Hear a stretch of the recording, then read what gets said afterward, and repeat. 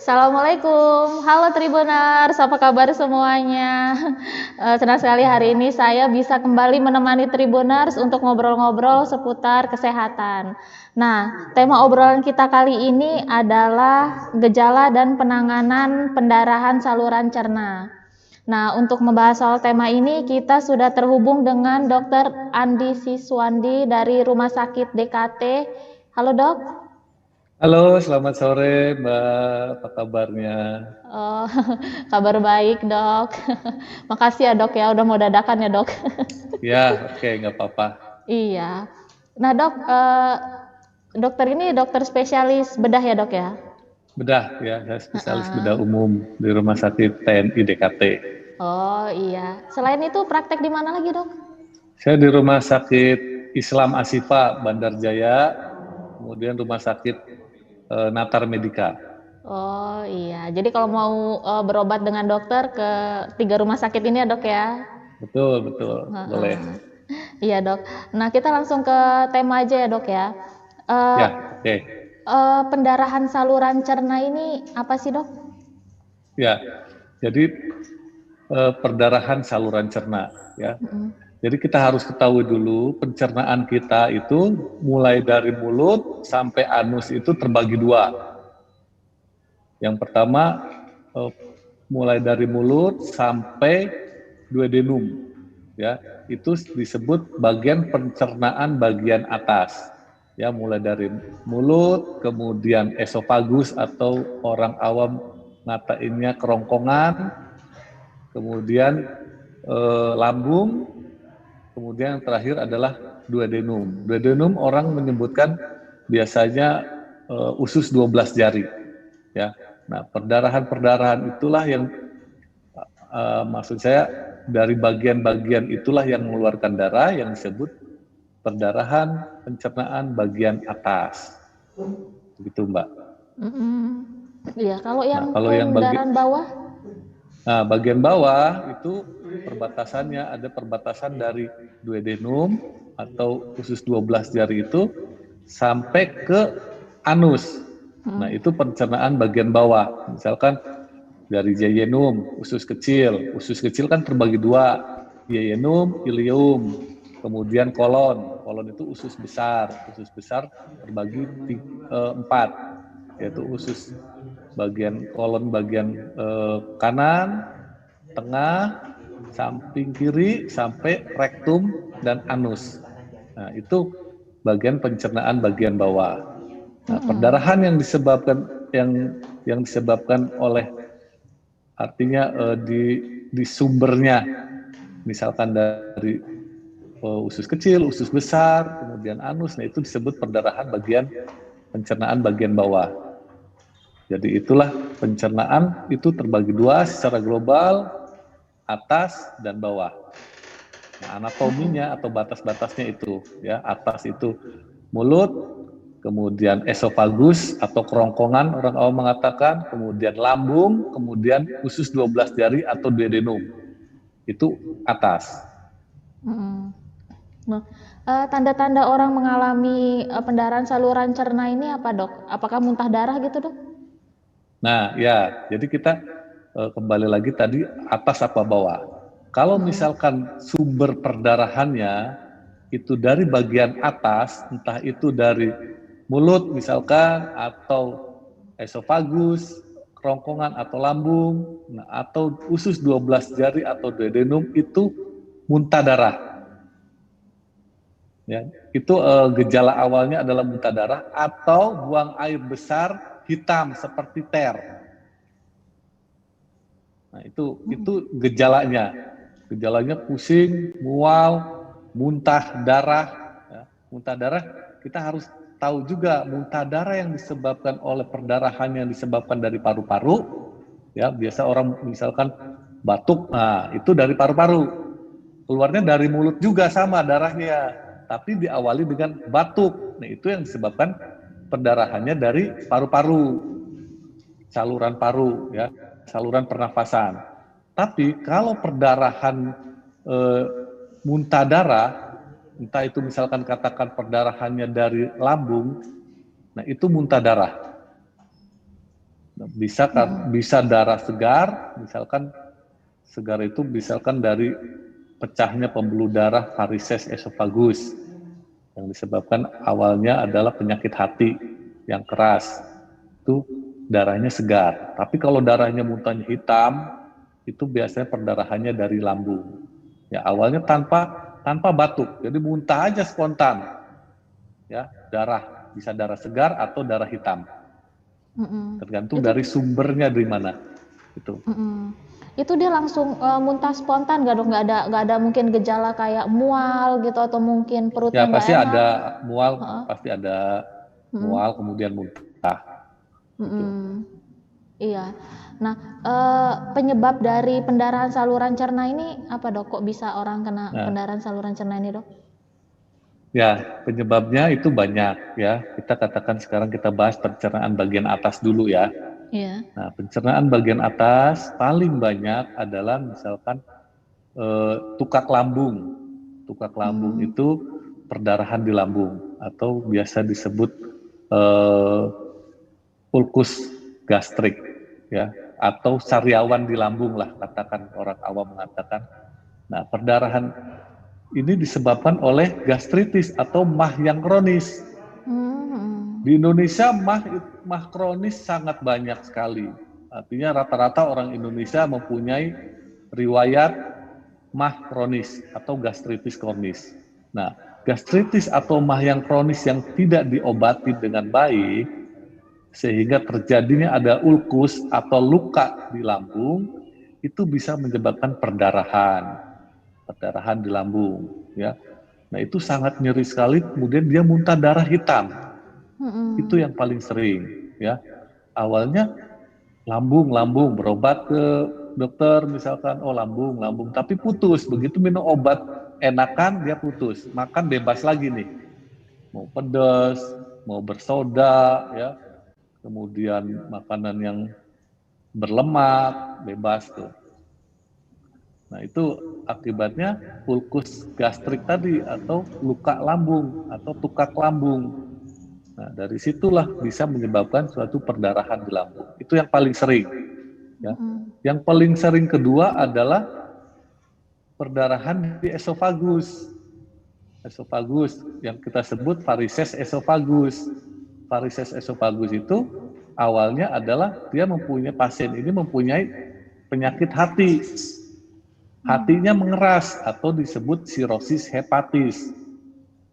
Nah, sirosis hepatis ini si hati tidak bisa lagi menampung darah, sehingga disimpanlah di pembuluh-pembuluh darah vena di bagian esofagus atau kerongkongan. Nah, pada saat makan kemudian yang keras, kemudian dia iritasi, pecahlah pembuluh darah itu atau tekanan tinggi dari jantung sehingga pecah pembuluh darah. Nah, itu paling sering yang kedua, yang disebut varises esofagus. Nah, perdarahannya kalau yang ini, kalau dia darahnya seger. Beda sama yang tadi, kalau disebabkan oleh luka di lambung atau ulkus peptikum, darahnya muntahnya hitam karena sudah bercampur dengan asam lambung. Iya. Halo dok. Tapi kalau varises, halo, sorry ada telepon. Halo. Nah, iya. Kalau varises esofagus tadi darahnya adalah seger.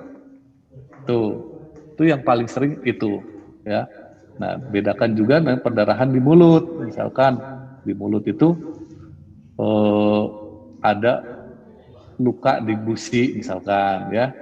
Nah, perdarahannya nggak terlalu aktif, ya, hanya beberapa kali kumur-kumur pun hilang, ya. Harus membedakan juga ini di mulut atau di kerongkongan atau di lambung. Kalau di mulut memang segar, tapi cepat dia berhenti, ya, tanpa disertai muntah terkadang, ya, cuma berdarah aja, misalkan luka atrai sariawan di mulut lah, ya, atau luka infeksi di lidah atau di bibir atau di mukosa dari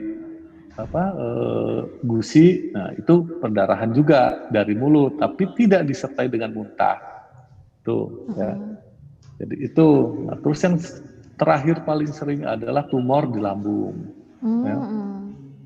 Tumor di lambung atau tumor bagian di esofagus ya, atau di duodenum tumor.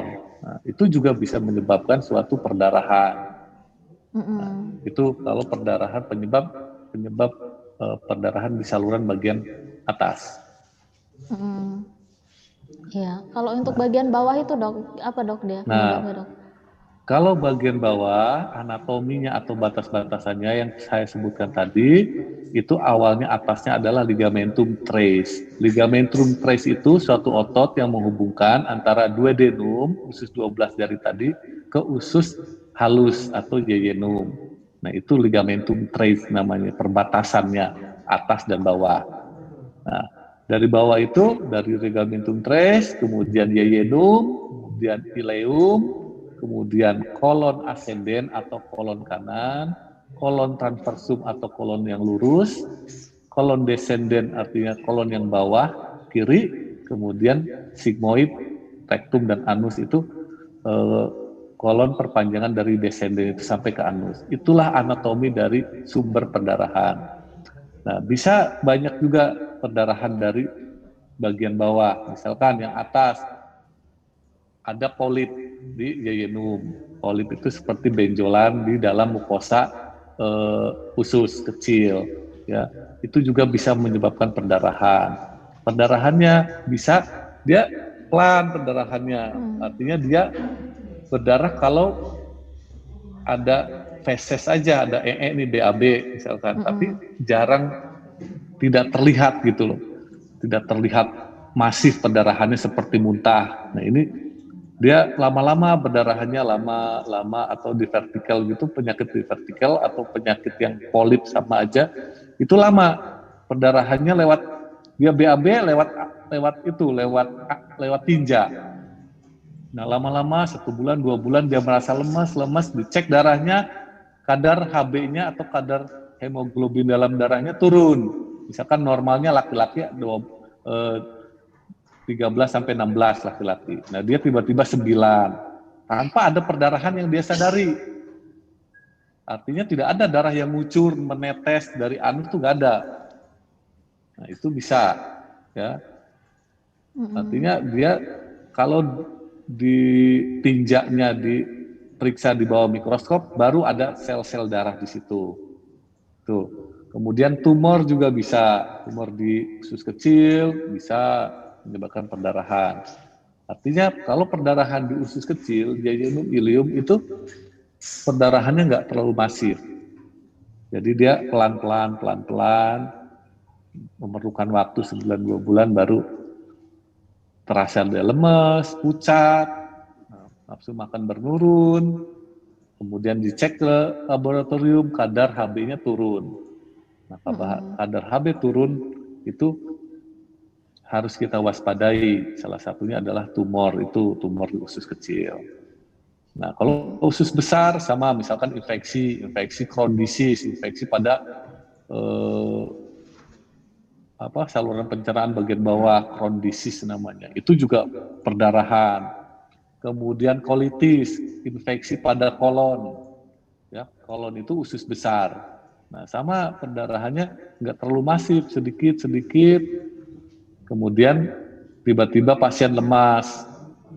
Nah, begitu dicek kadar darah, dia turun. Begitu juga tumor. Tumor sebelah kanan, biasanya tumor kolon atau tumor usus sebelah kanan, itu juga sama. Perdarahannya nggak masif, artinya nggak masif itu nggak terlihat darah keluar. Seperti kita muntah jelas ada darah. Ini nggak ada. Ya, jadi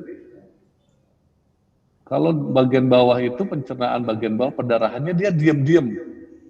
Dia lewat anus pada saat BAB, kemudian lewat tinja. Nah itulah itunya perdarahannya lewat situ. Kadang hitamnya pun nggak jelas, coklat BAB-nya. Nah itu tumor sebelah kanan, tumor kolon sebelah kanan atau kanker kolon sebelah kanan itu salah satu tandanya. Nah bisa juga di bagian bawah rektum, misalkan kanker rektum, kanker anus sebelah kanker kolon sebelah kiri sampai rektum. itu dekat dengan anus. Biasanya dia BAB berdarah dan berlendir. Nah ini BAB, lendir, dan darah disertai bau yang khas, sangat menyengat. Itu kanker di bagian rektum. Nah, ada lagi hemoroid atau embeyyen. Nah, kalau hemoroid embeyyen itu sangat khas karena dekat dengan anus. Begitu dia BAB, keluarlah dia darah netes ke tempat pembuangan atau ke tempat toilet ya. Nah, netes dia darah segar. Nah, itu khas sekali perdarahannya di bawah, di dekat anus, dia bisa netes. Tapi kalau di atas yang saya sebutkan tadi, dia nggak netes begitu. Entah itu perdarahannya sumbernya misalkan di usus kecil, usus besar, bagian kanan atau tengah atau kiri, itu biasanya tidak ambiar darahnya ya, tidak netes begitu ya. Nah, dia sedikit-sedikit lewat tinja itu. Jadi memerlukan waktu sebulan 2 bulan baru dia lemas. Begitu datang ke kita, ke dokter, diperiksa kadar darahnya atau hemoglobinnya rendah. Misalkan 5, 6, nah itu di situ baru kita diagnosis lanjut dari mana penyebab perdarahan ini. Itu ya, jadi kalau bawah itu saya sebutkan lagi itu bisa karena tumor. Ya, entah itu tumor atau kanker di usus kecil atau usus besar, kemudian polip ya di usus kecil atau usus besar, kemudian di vertikal itu ada usus yang sedikit ada ekor atau panjang, mempunyai kelainan anatomi sedikit lah di vertikal itu, perdarahan dari situ juga bisa, atau infeksi Crohn disease, infeksi seluruh pencernaan. Ya itu Crohn disease namanya, itu juga bisa. Kemudian colitis, infeksi usus besar, itu bisa perdarahan bagian bawah. Tapi saya tekankan, perdarahan bagian bawah itu jarang sekali darah yang menetes, kecuali satu, hemoroid ya, atau embeyyen. Nah, embeyyen itu jelas orang awam juga sudah mengerti bahwa dia BAB, habis BAB darah netes di toiletnya itu. Nah itu biasanya adalah embeyyen. Embeyyen juga bisa perdarahan muncrat, mancur terus nggak berhenti, bisa. Kalau hemoroidnya atau udah grade 4, kemudian perdarahan sudah vena-venanya sudah pada membesar, trombusnya udah di mana-mana, bisa itu juga menyebabkan perdarahan yang sangat hebat dan membahayakan nyawa. Itulah perdarahan, saluran pencernaan. Nah dok, kalau kita sudah mengalami pendarahan nih dok ya, apakah kita harus langsung ke dokter gitu? Terus nanti sama dokter pengobatan apa dok yang dilakukan dok? Ya, pengobatannya sangat berbeda bagian atas dan bagian bawah. Sebelum pengobatan kita cari sumbernya dulu nih, ya di mana? Nah, kita secara umum kalau itu perdarahannya bagian atas, ya muntah darah katakan, muntah darah sangat masif, sangat hebat sekali muntahnya, itu yang pertama kita cairan dulu, ya mengganti cairan yang hilang atau mengganti darah yang hilang tadi. Itu salah satunya diinfus misalkan, itu wajib langsung ke rumah sakit ya. Begitu ada keluarga atau siapapun begitu muntah darah yang hebat sekali, cepat ke dokter atau ke rumah sakit tepatnya ya, masuk ke UGD ya. Nah, di UGD kita kasih resusitasi cairan. Resusitasi cairan artinya kita infus di sini ya. Kemudian kita infus. Setelah diinfus kita cek kadar darahnya. Kalau memang kadar darahnya kurang, kita transfusi darah. Hilang darah, ganti darah. Itu prinsipnya ya. Jadi cairan yang pertama kita cairan dulu. Cairan kristaloid ya. Setelah cairan kristaloid kita resusitasi. Kalau misalkan kadar darahnya kurang, kita transfusi darah sesuai dengan kebutuhan. Nah, setelah itu stabil, artinya stabil itu pasiennya stabil, pasiennya tanda-tanda vitalnya bagus, semua bagus, muntahnya stop, baru kita cari sumbernya. Dengan cara apa? Pemeriksaan penunjang, misalkan contohnya adalah endoskopi. Kalau rumah sakit itu mempunyai fasilitas endoskopi, ya dilakukan endoskopi. Cari sumbernya perdarahannya. Apakah ini tukak atau lukanya di esofagus atau kerongkongan, atau lukanya di lambung, ya tukak lambung, atau lukanya di duodenum atau usus 12 jari, atau yang saya sebutkan tadi perdarahan yang disebabkan oleh varises esofagus yang disebabkan hati yang mengeras tadi. Nah, cari sumbernya dengan cara apa? Endoskopi lah gold standar saat ini untuk mencari sumber perdarahan bagian atas. Tapi dengan catatan pasien stabil dulu. Artinya pasien stabil itu perdarahan kita bisa terkontrol. Misalkan kita setelah infus, cairan teratasi, darah masuk, transfusi, kasih obat-obat anti perdarahan, antibiotik, obat-obat lambung. Nah, bagus stabil dalam perawatan, baru dijadwalkan untuk dilakukan endoskopi. Begitu. Iya. Sama dengan bagian pencernaan bagian bawah juga. Nah, kalau misalkan itu hanya perdarahannya netes, nah khas sekali dengan colok dubur, kita bisa lakukan, oh ini adalah hemoroid atau embeyond, ya. Tapi kalau misalkan dengan pasien datang ke UGD dengan lemes, kemudian pucat, nah, kita cek darah ternyata darah kurang, tetap sama prinsipnya adalah resusitasi cairan dulu, ya. Resusitasi cairan bagus semua, kemudian pasiennya stabil, gold standarnya adalah kolonoskopi. Itu pemeriksaan dari anus sampai ke kolon atau usus besar.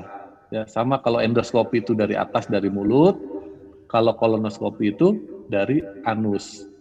Cari sumber perdarahannya, apakah itu memang hemoroid, ataukah tumor, ataukah polip, ataukah infeksi. Kalau misalkan ada sesuatu yang mencurigakan, kita biopsi langsung. Artinya langsung biopsi, langsung ketahuan sumbernya. Sama dengan endoskopi juga, misalkan itu ada perdarahan di lambung, kita biopsi dengan endoskopi itu. Nah, baru kita ketahuan sumbernya, apakah itu keganasan atau malignansi atau hanya infeksi. Begitu, Mbak. Ya dok, maaf ini dok, kalau pendarahan ini tidak tertangani dengan baik bisa mengakibatkan pasien meninggal dunia nggak dok? Oh pasti. Perdarahan masif apalagi yang disebabkan oleh pecahnya atau rupturnya varises esophagus itu kejar-kejaran sama nyawa kita, Mbak. Ya. Biasanya pasien sudah datang ke rumah sakit kan sudah keadaan yang sulit. Artinya darah sudah kehilangan banyak, cairan kehilangan banyak, sehingga kesadaran pasien menurun. Nah, untuk kejar-kejaran itulah yang sulit. Kita kan darah harus cross dulu, harus cek dulu ke PMI dulu, lari sana, lari sini. Kalau di Indonesia begitu, ya. Cairan kristaloid itu kita batasin, kan nggak semua cairan terus-terusan. Artinya darah hilang harus ganti darah, itu prinsipnya. Jadi kalau misalkan darah sudah di rumah banyak sekali keluar, datang ke rumah sakit pasien sudah keadaan tidak sadar, itu akan sulit. Ya, perdarahan apapun sebabnya itu sangat mengancam jiwa. Ya, apapun sebabnya, perdarahan itu dari atas atau dari bawah, ya, sama saja itu mengancam jiwa. Ya. Jadi penanganannya harus cepat. Berarti bisa beresiko ya dok ya untuk pasien sangat beresiko, kehilangan nyawanya. Betul. Dok ya. Betul. Nah, terakhir ini dok, pendarahan ini bisa dicegah nggak sih dok sebenarnya? Nah, pendarahan ini bisa dicegah kalau misalkan kitanya sadar diri. Contohnya sadar diri, misalkan kita ini punya riwayat asam lambung lah atau MAH yang kronis, ya. Nah, kita obatin MAH-nya benar-benar tuntas. Misalkan dia kontrol ke dokter spesialis gastroenterologi atau penyakit dalam lah yang di sini, ya. Setelah misalkan di endoskopi, oh ini hasilnya tukak lambung, misalkan luka lambung. Nah, harus tuntas pengobatannya. Jadi kadang di kita kan, apalagi BPJS, sulit. Ya, sulitnya itu karena apa? Karena dibatasin untuk kontrolnya sebulan sekali. Ya. Nah, sedangkan itu pengobatannya rutin, obat habis beli lagi, obat habis artinya harus nebus lagi. Ya, jadi benar-benar tuntas. Kemudian ulang lagi endoskopi ulang tukak lambung itu atau luka itu benar-benar sembuh, baru sembuh. Nah itu pencegahannya. Jadi diri kita juga harus sadar bahwa saya punya sakit lambung, ya jangan makan pedas, jangan merokok, jangan minuman bersoda, jangan makan mie instan, ya. Nah, kita makan kalau nggak pakai cabai nggak makan. Yang salahnya merasa sehat. Udah diobatin merasa sehat, padahal belum bagus. Itu susahnya. Jadi harus ada kolaborasi antara pasien sama dokternya. Itu. Jadi jangan menghilang. Begitu diobatin enakan sedikit menghilang nih, nggak kontrol lagi. Datang-datang lagi ke kita sudah muntah darah. Nah itu. Nah itu dia yang pencegahannya adalah dari diri hati sendiri, dari diri kita sendiri sadar bahwa saya punya sakit lambung, misalkan itu, ya, atau misalkan kita sadar punya embeyen yang gampangnya lah, misalkan kita punya embeyen, nah, kata dokter kita dilakukan harus tindakan operasi, tapi dia mau mikir, nah, takut kan operasi orang, habis itu udah perdarahan hebat baru datang, nah itu yang salahnya. Jadi pencegahannya memang begitu, ya, jadi harus sadar diri bahwa saya punya penyakit itu gitu loh. Iya. Nah itulah dok ya susahnya. Apalagi mah itu sering dianggap enteng sama orang ya. Ya udah pergi aja. Betul. Gitu kan. Betul. Itu sangat. Hampir seluruh rakyat Indonesia mempunyai penyakit gastritis atau penyakit mah. Hampir. Karena apa? Pola makan. Ya. Pola makan di kita. Makan kadang yang ada Indomie ya Indomie lah, padahal itu iritasi sekali di lambung. Ya. Kalau misalkan makan nggak pedas sedikit ya nggak enak, nggak habis nasinya sepiring. Ya. Nah, pecel lele mintanya yang nambah sambelnya. Nah, kemudian santan kalau nggak banyak santan di nasi padang ya nggak enak kan? Nah itu ya, jadi serba salah memang. Tapi kalau memang udah punya riwayat gastritis, mah harus sadar diri, itu intinya. Iya, baik dok, nggak kerasa dok udah 30 menit ya dok ya kita ngobrol dok. Oke. Nggak kerasa dok ya.